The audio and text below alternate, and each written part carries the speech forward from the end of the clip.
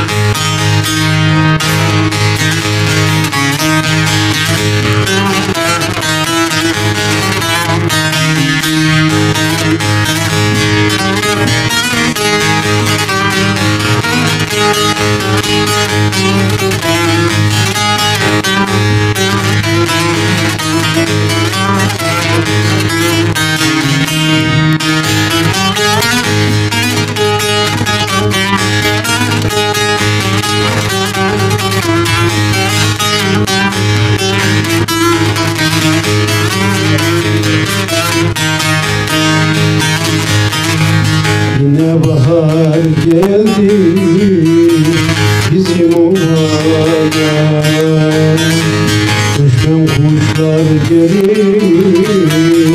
gönlüm var. Genç ömrüm tükendi, gitti baksa ya, bekledim bekledim.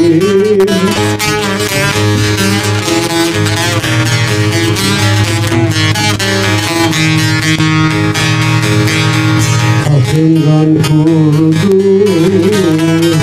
ektiğim dallar, dikenle büründü geçtiğim yollar. Bir şey söylemedi, sordu yıkıllar. Bekledim bekledim, bir sen gelmedin. Teşekkür ediyoruz. Ben teşekkür ediyorum. Evet, misafirlerimiz çok olduğu için yoğun bir program Evet, yapıyoruz. yoğun, o yüzden Çok da biraz memnunuz. kısıtlı zamanımız. Size de çok zaman ayıramadık ama bize şenlik ve şölen tadında akşam yaşatan misafirlerimizle size ayrı bir tat ve zevk kattınız. Çok teşekkür ediyoruz. Ben teşekkür ediyorum. Evet. Artık bizim ayırdığımız zamanlar misafirlerimiz için hoş olsun. İnşallah. Çok teşekkürler. Misafirlerimiz memnun olması bizim memnuniyetimiz demek. Eyvallah. Çok teşekkür ederiz. Teşekkür ederim. Evet sevgili izleyicilerimiz, son bölümümüze başladık. Son bölüm. Zaman ne çabuk geçti dedi Ali Başkanım. Zaman öyle bir şey. İşte böyle tadında, tuzunda, yerinde olunca çabucak geçiverir. Şimdi bizi telefonda bekleyen bir konuğumuz var. Kendisine merhaba diyeceğiz. Mehtap Yörük Hanım Torbalı'dan. Merhabalar efendim. Merhaba Sebile Hanım, iyi akşamlar diliyorum. İyi akşamlar. Hoş geldiniz. Sefalar getirdiniz Mehtap Hanım yayınımıza. Çok teşekkürler Sebile Hanım. Kültür Kervanı programını çok büyük bir beğeniyle izliyorum. Öncelikle kültürümüze ve sanatımıza sahip çıktığınız için Kanal 42'ye çok teşekkür ediyorum. Bizler de sizlere çok teşekkür ediyoruz. Yörükler Derneği'nin... Pardon, duyamadım. Biz de size çok teşekkür ediyoruz efendim. Buyurun. Torbalı Ahmetler Köyü Yörükler Derneği'nin faaliyetlerini gururla takip ediyorum.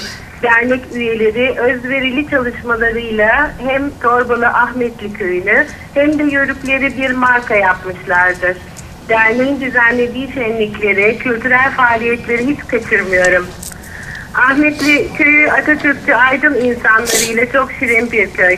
Hatta Torbalı Atatürkçü Düşünce Derneği geçtiğimiz 29 Ekim Cumhuriyet Bayramı etkinliklerini gerçekleştirmek için de Ahmetli Köyü'nü seçmişti. Evet.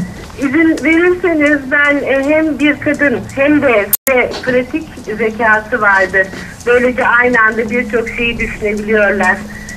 Yörük erkeği annesine ve eşine çok düşkündür. Onların rızasını almadan hiçbir işe girişmez. Kadınlara çok saygılıdır. Diyeceksiniz ki bu zaten olması gereken bir davranış. Ama kadına şiddetin çok sıkça konuşulduğu bu son günlerde Yörüklerin bu güzel özelliklerinin altını bir daha çizmek istedim. Çok teşekkür Torbalı ederiz. Ahmetli Köyü Yörükler Derneği'ne bundan sonraki çalışmalarında da başarılar diliyorum. İyi ki varlar diyorum. Biz de size çok teşekkür ediyoruz efendim. Biz Mehtap Hanım'a çok teşekkür ediyoruz. Bizi unutmadığı için. Geçen yıl Atatürk Düşünce Derneği'nde gelmiştik köye. Çalıştık. Siz neler katmak istersiniz? Ben onu tekrar sormak istiyorum. Ben şunu söylemek istiyorum. Yörükler doğayla iç içe yaşıyor. Yörüklerin olmadığı yerde doğa yok oluyor. Evet. Bizim köye 1975 yılına itibaren dağlardan insanlarımız göçtü köyümüze. Evet.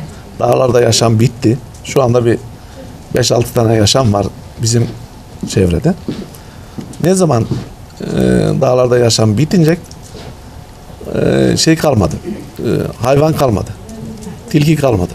Denge bozuldu. Zırtlan kalmadı. Evet. Yani git şimdi Ahmetli Köyü'nde bir tane tilki, bir tane zırtlan bulamazsın. Neden? Yörükler göçtü. Onlar doğanın ekolojisinde işte Yörüklerin bir tanesi keçisini yiyordu hayvan. Evet. O yaşıyordu.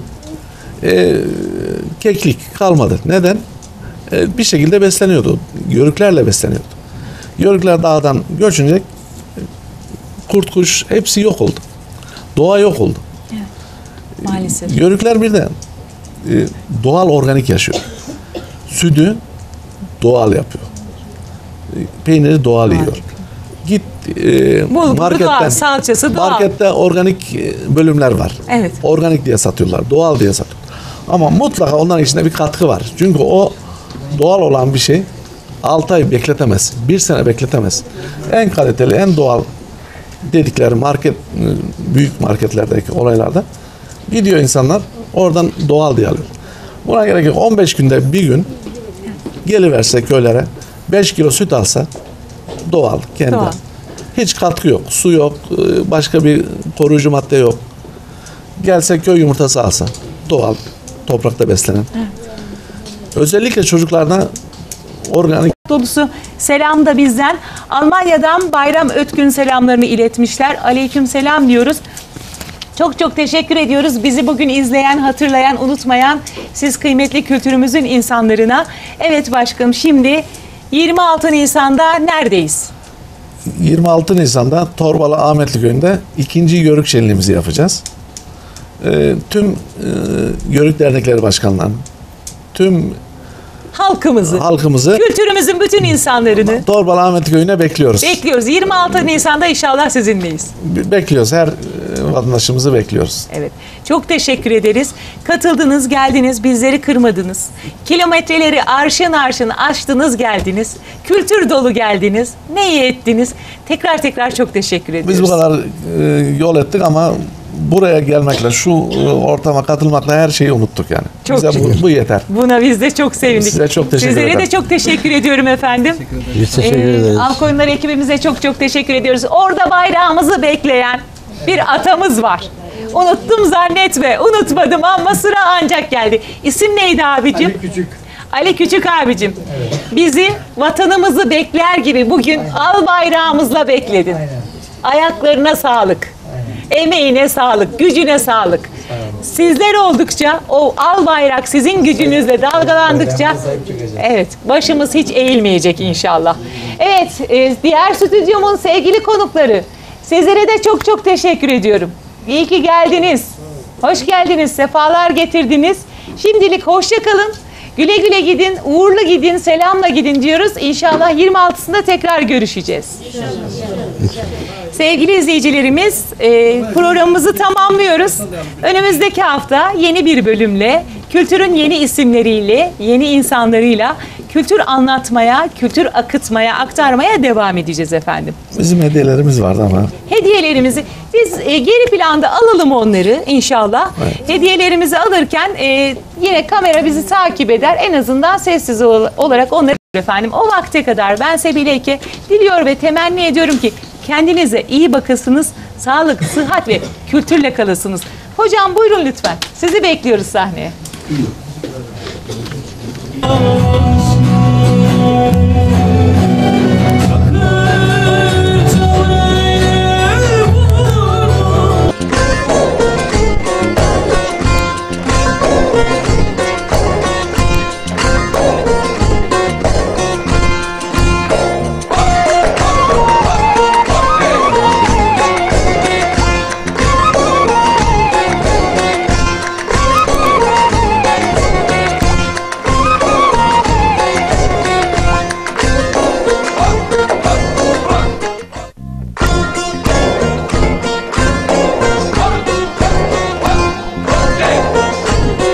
Hatsan Avspor Kültür Kervanı'nı sundu.